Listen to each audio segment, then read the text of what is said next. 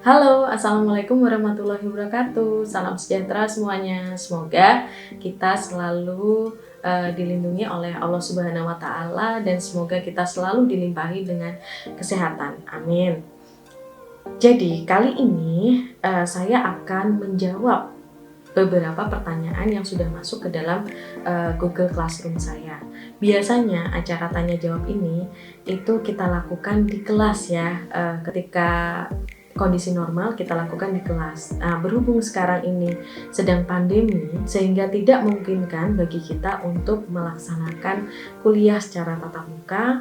Untuk itu, saya membuat video Q&A ini agar teman-teman mahasiswa semuanya bisa menonton, kemudian bisa mengambil pelajaran atau bisa belajar dari video Q&A ini.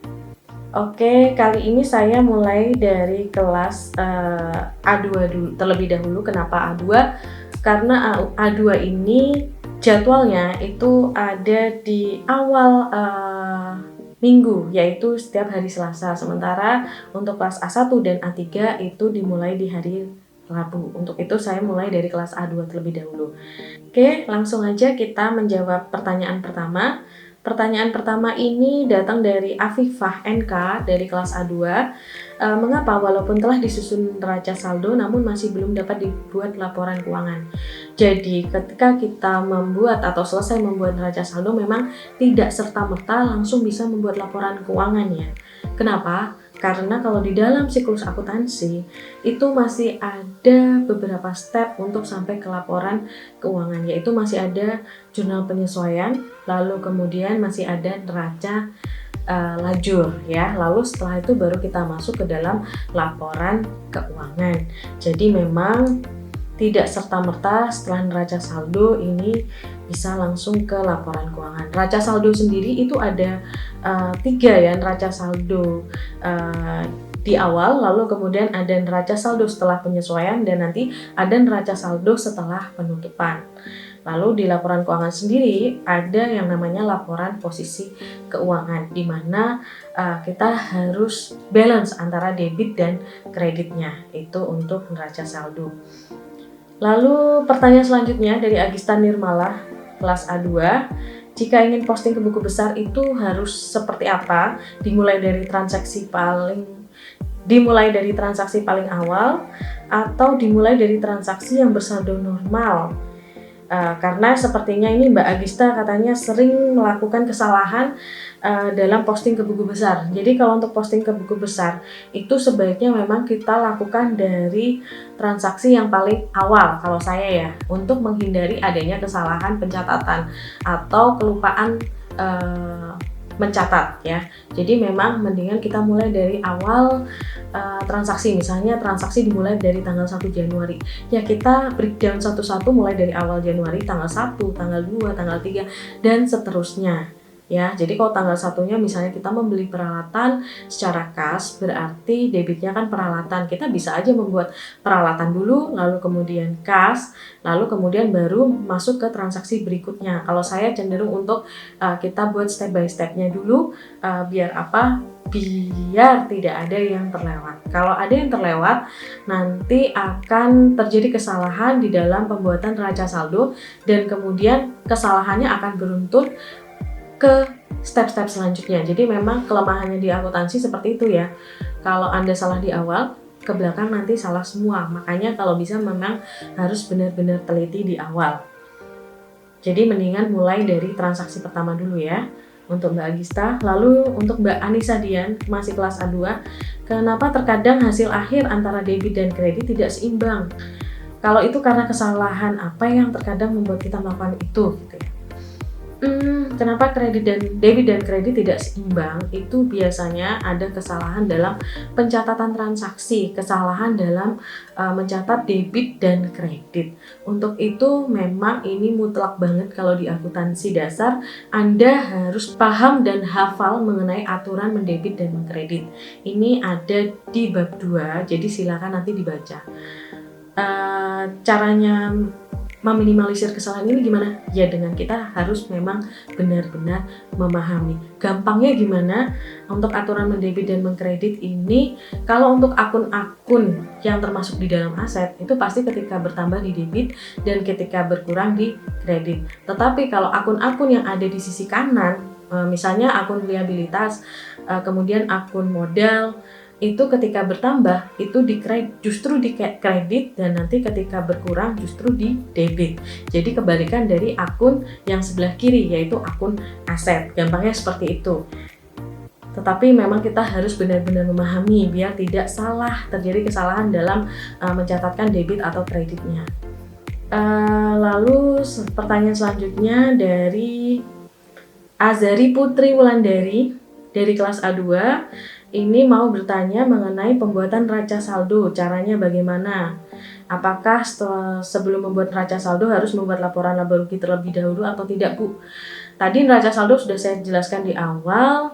Kalau kita membuat neraca saldo, kita harus mulai dari pencatatan jurnal umum dulu. Setelah itu kita masuk ke posting ke buku besar. Setelah itu baru neraca saldo. Jadi tidak ada kalau mau membuat neraca saldo harus buat laporan laba rugi dulu ya. Mungkin itu yang dimaksud adalah neraca saldo setelah penutupan. Nah itu mungkin dibuat setelah laporan laba rugi. Oke, lanjut ke Elsa Ardita. Ini menanyakan tentang fungsi kode akun sebagai alat pengendali internal. Oke, kode akun sendiri ini sebenarnya nggak saklek. Jadi kalau yang ada di buku itu kode akun dimulai dari angka 1. Itu untuk akun-akun aset. Jadi ada kas, ada aset lancar itu biasanya 11 sekian, lalu nanti aset tetap 12 sekian. Ya, lalu kemudian untuk akun liabilitas dimulai dari 2 dan akun modal dimulai dari 3. Nanti pendapatan dimulai dari 4 dan beban mulai dari 5. Itu sebenarnya apakah harus seperti itu? Tidak juga. Ini bisa aja kodenya itu dikodekan dengan huruf, itu bisa aja. Tergantung dari perusahaan yang bersangkutan. Oke. Kenapa ini bisa digunakan sebagai pengendali internal? Jadi ketika kita melihat adanya kesalahan, kita bisa cek ini kode akunnya berapa. Kalau kode akunnya katakan 112, oh berarti ini kodenya ini adalah misalnya piutang. Atau misalnya kode akunnya 11 sekian, oh berarti kesalahannya ada di buku besar untuk akun kas. Kita bisa cek ulang gitu ya. Jadi untuk mempermudah atau mengendalikan. Ini tadi dari Elsa Ardita sudah. Terus lanjut Lutfiana Deva. Apa tujuan pemakaian kolom ref pada jurnal? Post ref ini ya, post reference. Ini biasanya kalau di dalam jurnal umum transaksi untuk 1 bulan untuk satu perusahaan itu biasanya banyak sekali. Nah, karena banyak otomatis bisa berlembar-lembar ya atau berhalaman-halaman untuk jurnal umumnya. Nah, untuk itu makanya post reference ini digunakan untuk menunjukkan ini halaman yang keberapa. Biasanya ditulis JU1, JU2, artinya apa? Jurnal umum halaman 1, jurnal umum halaman 2. Jadi dia mempermudah Mbak kalau nanti terjadi kesalahan atau kita mau menelusuri salah satu transaksi gitu ya. Jadi bisa langsung dicek ke jurnal umum yang bersangkutan langsung. Oke, terus selanjutnya ini tentang kode akun lagi. Tadi mungkin untuk kode akun sudah, tetapi sini ada yang berbeda. Mengapa perusahaan jasa berbeda? Mengapa kode akun perusahaan jasa berbeda dengan perusahaan dagang? Perusahaan jasa berbeda dengan perusahaan dagang di bagian apa? Di bagian persediaan. Untuk perusahaan jasa tidak ada persediaan, tetapi kalau perusahaan dagang ada, ya. Jadi nggak mungkin kan perusahaan jasa ada misalnya dokter gigi, nggak mungkin ada persediaan dokter, itu kan nggak mungkin. Jadi memang perbedaannya adalah adanya persediaan untuk perusahaan dagang, sementara perusahaan jasa tidak ada persediaan. Itu ya Mas Muhammad Saifullah. Selanjutnya dari Puput Yuli, masih kelas A2, apa yang akan terjadi jika akun T digunakan untuk mencatat sebuah transaksi di perusahaan? Oke, akun T atau rekening T ini memang hanya diperbolehkan untuk kegiatan belajar. Kenapa? Karena akun ini mempercepat. Sebenarnya akun ini adalah pengganti dari buku besar. Jadi kalau ketika urusan belajar mengajar, mungkin ketika ujian gitu ya, kalau Anda disuruh posting ke buku besar, membuat satu akun buku besar itu garis-garisnya banyak sekali atau kolom-kolomnya banyak, sehingga itu akan memperlama ya, sementara kalau ujian nanti waktunya terbatas. Nah, untuk itu, demi kelancaran kegiatan belajar, posting ke buku besar ini bisa digantikan dengan rekening T. Anda hanya cukup membuat seperti angka T. Nah, itu nanti dimasukkan debit atau kreditnya. Kenapa ini hanya boleh untuk belajar? Karena ketika hanya akun T seperti itu, akan ada banyak informasi yang tidak bisa tercover dengan rekening T tersebut ya. Contohnya tidak akan ada post reference dan segala macam. Sementara kalau kita butuh, kita tidak bisa mengakses itu. Jadi memang kalau untuk perusahaan tidak menggunakan akun T, tetapi menggunakan buku besar. Lalu ini ada pertanyaan dari Mbak Rohana Sri Istiningsih, Bu, bagaimana cara untuk memahami pembuatan jurnal umum? Terus bagaimana cara menentukan bahwa akun dalam transaksi masuk debit atau kredit? Untuk jurnal umum ini harus melihat dari transaksi awal ya Mbak. Ketika awal ada transaksi harus langsung dicatat ya, biar tidak ada transaksi yang ketinggalan. Ya tentu saja kalau di dalam jurnal umum itu pasti ada yang debit, ada yang kredit. Anda pahami aja, logika saja sebenarnya. Ketika tadi kita membeli peralatan seharga 1 juta secara kas, yang bertambah apa? Pasti yang bertambah adalah peralatan. Sementara yang berkurang apa? Kalau kita secara kas berarti kita bayar dengan uang kas, berarti kas kita berkurang. Berarti tadi peralatan debit 1 juta, kemudian kas kita berkurang atau dikredit 1 juta, seperti itu ya Mbak.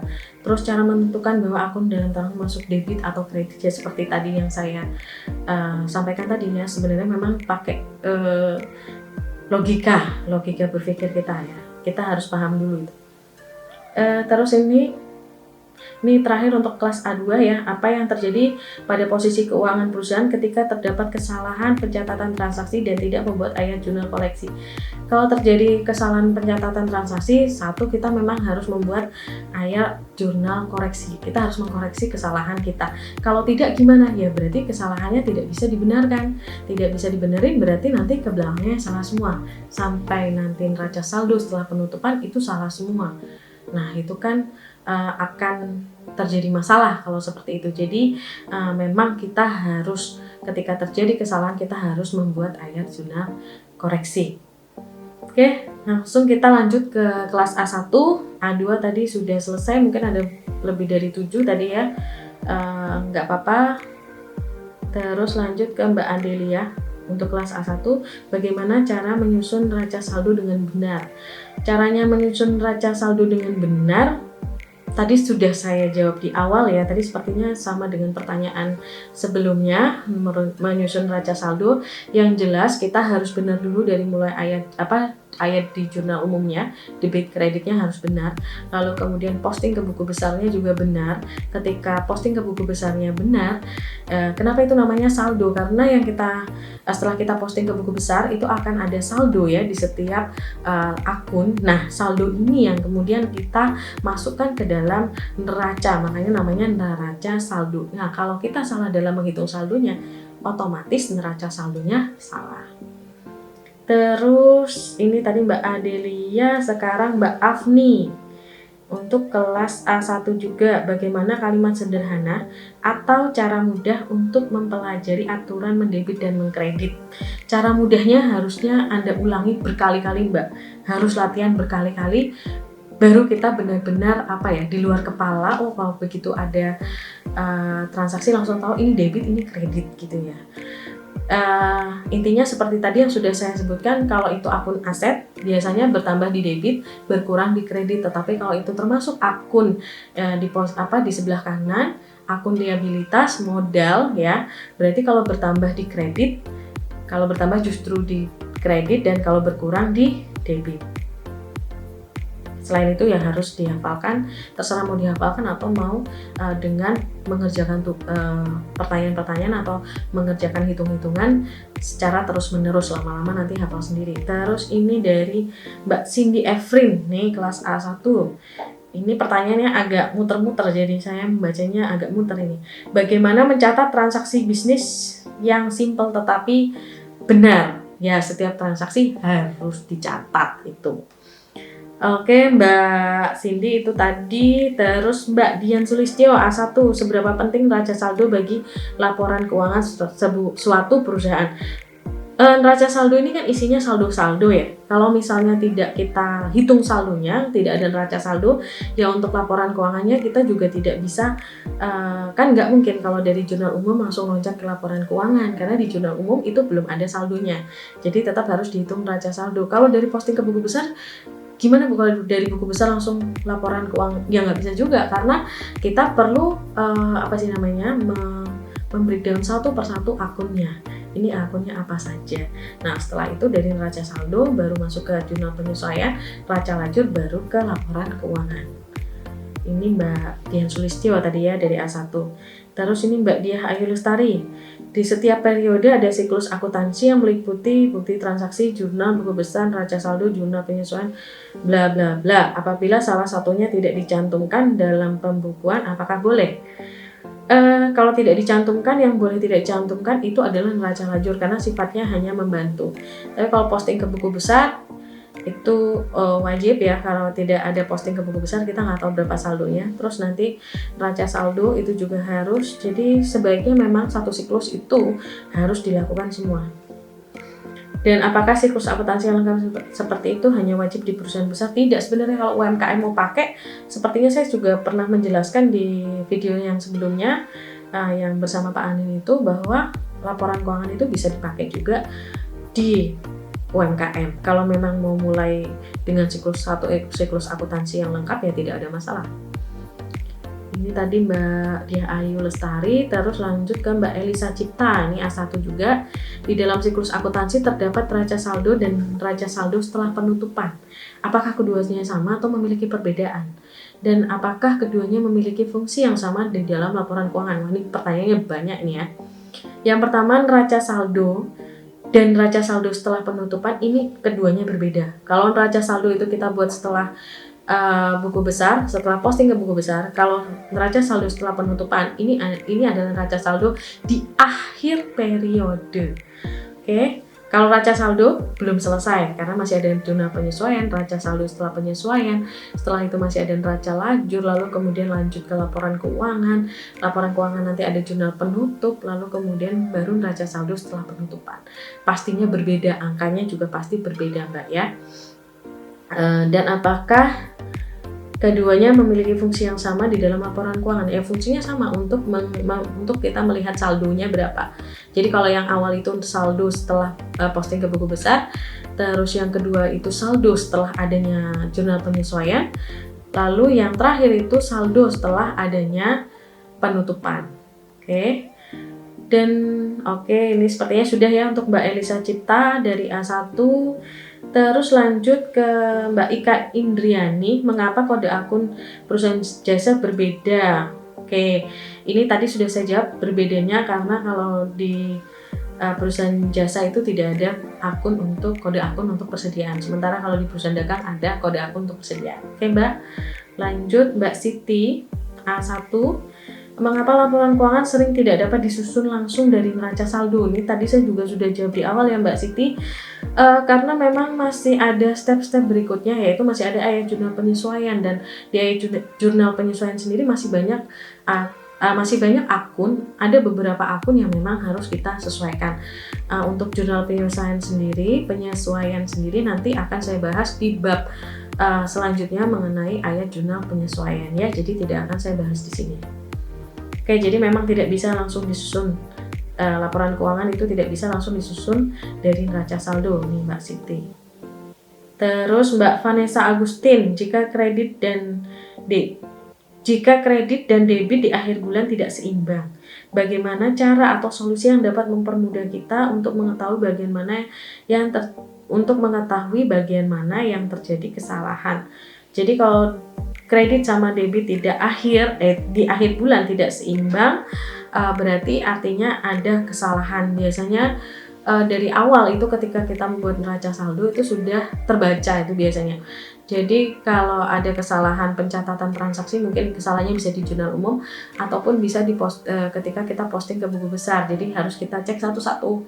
Jadi mungkin akun mana yang salah kita cari, terus nanti kita cek buku besarnya. Setelah itu kita cek lagi ke jurnal umumnya. Nah, kita koreksinya itu mulai dari jurnal umumnya ya. Jadi sebaiknya ketika masih dalam proses neraca saldo itu kita teliti lagi, jangan sampai nanti sampai penyesuaian atau sampai penutupan baru ketahuan, nanti panjang sekali alurnya. Itu Mbak Vanessa Agustin. Terus yang selanjutnya dari Mbak Umi Safangati, bagaimana cara meminimalis kesalahan dalam mencatat transaksi bisnis? Ini kayaknya juga tadi sudah ya, harus setiap ketika melakukan transaksi kalau bisa kita harus langsung mencatat ya, harus langsung kita catat di dalam jurnal umum, jangan sampai kelewat. Terus ini lanjut, ternyata tadi untuk kelas A1 sudah selesai, lanjut ke kelas A3 ini. Pertanyaannya dari Mbak Anita Kailina dari kelas A3, kesalahan apa saja yang menyebabkan jumlah sisi debit pada neraca saldo tidak sama dengan jumlah sisi kreditnya? Tadi juga sudah ya Mbak Anita. Dan apabila di dalam neraca saldo sudah terdapat kecocokan antara jumlah sisi debit dan jumlah sisi kredit, apakah berarti saldo sudah benar? Ya bisa jadi kalau misalnya sudah balance, ya bisa jadi sudah benar. Tetapi ya nanti sebenarnya kalau akuntansi itu kita memang harus teliti ya, dilihat lagi kalau sudah, biasanya kalau ada kesalahan itu memang tidak balance. Tapi kalau sudah balance, ya mudah-mudahan tidak ada kesalahan lagi ya. Tapi tidak ada salahnya kalau kita cek dan recheck 2 kali ya, biar kita benar-benar yakin tidak ada kesalahan. Itu untuk Mbak Anita. Terus untuk Mas Iskandar Zikrullah dari A3, bagaimana cara agar kita memahami nama-nama akun dan akun itu masuk di debit atau kredit? Memahami nama-nama akun. Jadi akun sendiri terbagi ada 2, akun dari aset ya. Kalau kita lihat di neraca aja ada akun yang termasuk di aset. Yang di aset itu terbagi 2, aset lancar dan aset tetap. Untuk aset lancar itu Anda bayangkan aja aset yang paling mudah kita cairkan atau paling mudah menghasilkan uang ya, contohnya kas, perlengkapan, piutang, itu adalah aset lancar. Lalu kemudian untuk aset tetap adalah berupa aset tidak bergerak ya, contohnya mobil, tanah, gedung, bangunan dan segala macam. Jadi itu adalah aset atau harta tetapi tidak bisa bergerak, itu adalah aset tetap. Lalu kemudian di sisi kanannya ada liabilitas. Liabilitas ini adalah kewajiban. Kewajiban sendiri juga ada kewajiban lancar atau kewajiban jangka pendek dan kewajiban jangka panjang. Setelah itu kemudian ada ekuitas atau modal. Modal sendiri ada modal sendiri atau misalnya ada saham atau misalnya ada pref dan segala macamnya. Itu ya Mas. Ini kayaknya nih bab 1, nanti coba dibaca lagi biar Anda familiar sama nama-nama akunnya gitu ya. Bab 2 juga ada, nanti silahkan Mas Iskandar ini lihat lagi. Terus untuk selanjutnya ada Mbak Kurniasari dari A3 juga. Pertanyaannya, dalam satu periode akuntansi biasanya digunakan per 1 tahun kalender dalam membuat laporan laba rugi, tetapi ada pula perusahaan lain yang membuat menjadi lebih singkat, misalnya per 1 bulan atau per 6 bulan. Pertanyaannya, apakah antara laba rugi 1 tahun dengan per bulan dan per 6 bulan sama siklus akuntansinya? Oke. Biasanya perusahaan ini memang tidak langsung membuat yang per tahun ya atau annual report. Jadi sebelum perusahaan ini melakukan atau menghitung annual report, biasanya didahului dengan laporan keuangan yang setiap bulannya. Setiap bulannya pasti dihitung. Kenapa? Karena kalau kita bicara perusahaan 1 bulan aja transaksinya sudah luar biasa. Tidak mungkin nanti kalau perusahaan itu baru membuat laporan keuangan di akhir tahun, itu akan sangat numpuk datanya dan ada kemungkinan untuk terjadi kesalahan pencatatan. Makanya biasanya pencatatan itu dilakukan setiap bulan. Nanti setiap bulan itu ada namanya tutup buku. Jadi ketika tutup buku, yaitu 1 siklus akuntansi. Jadi kalau kita misalnya mau per bulan, ya setiap bulan kita melakukan 1 siklus akuntansi. Terus nanti biasanya ada per 3 bulanan, atau per 4 bulanan, atau per 6 bulanan. Itu juga 1 siklus akuntansi, sampai nanti per tahun itu juga 1 siklus akuntansi. Jadi harus ketika kita membuat laporan keuangan, laporan tahunan atau laporan bulanan, 6 bulan, 3 bulan, segala macam, itu harus menggunakan satu siklus akuntansi ya. Itu Mbak Kurniasari. Terus selanjutnya Mbak Nurika, bagaimana cara meninjau neraca saldo yang tidak balance. Jadi kalau kita tahu ada yang tidak balance, kalau kita lihat neraca saldonya antara debit dan kredit atau antara aset dan liabilitas dan modalnya tidak balance, artinya ada yang salah. Nah, kita cari kesalahannya di mana. Kita cari kira-kira mungkin ada perbedaan penulisan mungkin, atau perbedaan hitungan mungkin. Kita bisa menelusuri mulai dari buku besar, lalu kemudian jurnal umum ya. Kita bisa telusuri dari sana. Itu harus dicari satu persatu. Selanjutnya ada Mbak Ona Yulita dari kelas A3, apa saja aturan yang harus ditaati dalam menyusun neraca saldo? Tadi ini memang banyak pertanyaan yang sebenarnya sudah saya jawab, tapi karena memang saya janji untuk setiap kelasnya harus minimal 7, jadi ya tetap saya bacakan ya. Ini untuk Mbak Ona Yulita, tadi pertanyaannya sudah dijawab sebelumnya, untuk menyusun neraca saldo itu seperti apa. Lanjutnya ada Mbak Tafri Khatunisa. Di bab 2 kan dijelaskan mengenai debit dan kredit. Saya kurang paham untuk membedakan mendebit dan mengkredit. Penjelasan yang sederhana gimana ya Bu? Waduh. Anda harus tahu dulu kalau mana akun yang kalau bertambah di debit dan mana akun yang kalau berkurang di kredit ya. Seperti saya bilang tadi, kalau akun-akun itu termasuk akun aset, itu biasanya kalau bertambah di debit dan kalau berkurang di kredit. Tapi kalau akun-akun itu termasuk akun modal, termasuk akun liabilitas, itu biasanya kalau bertambah di kredit dan kalau berkurang di debit. Jadi kebalikan. Ya, untuk lebih lengkapnya tolong dipahami yang ada di buku di bab 2, dibaca, diulang-ulang. Kalau masih nggak paham juga bisa sering-sering latihan sendiri ya. Walaupun saya nggak ngasih tugas, nanti dikerjakan sendiri. Jadi biar paham. Lama-lama kalau kebiasaan itu akhirnya nempel sendiri ya Mbak, nyantol sendiri akhirnya. Tuh Mbak Tafri. Terus Mas Nasrudin Aji, ini apa kegunaan posting reference? Ini tadi juga sudah di awal. Posting reference itu untuk melihat akun, misalnya kalau ada kesalahan akun, kesalahan pencatatan atau kesalahan penjumlahan, kita bisa lihat post reference-nya. Ini di mana? Akun ini misalnya di JU1, misalnya di jurnal umum halaman 1, atau JU2 atau JU berapa gitu ya. Jadi untuk sebenarnya informasi lebih lanjut ketika terjadi hal-hal yang tidak kita inginkan, terjadi kesalahan, kita bisa langsung menelusurinya ke sana. Itu posting reference. Oke, jadi di sini di tablet saya ini sudah habis pertanyaannya. Alhamdulillah.